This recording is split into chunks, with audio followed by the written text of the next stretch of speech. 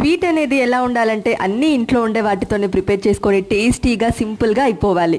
నోట్లో వెన్నెల కరిగిపోయే పచ్చి కొబ్బరితో లడ్డు ఎప్పుడైనా ట్రై చేశారా? ఇంట్లో పచ్చి కొబ్బరి ఎక్కువగా ఉన్నా లేదా స్వీట్ తినాలి అనిపించినా ఈ స్వీట్ ఒకసారి ట్రై చేయండి.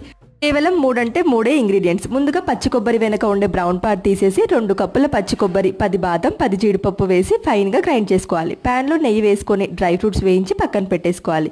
ఇప్పుడు మనం గ్రైండ్ చేసుకున్న పచ్చి కొబ్బరి కూడా వేసేసి పచ్చి వాసన పోయేంత వరకు ఫ్రై చేసుకోవాలి. 2 కప్పుల కొబ్బరికి 2 కప్పుల పాలు వేసి దగ్గరగా అయ్యేంత వరకు ఉడికించుకోవాలి. చిక్కటి పాలు పోసుకుంటే టేస్ట్ ఇంకా బాగుంటుంది.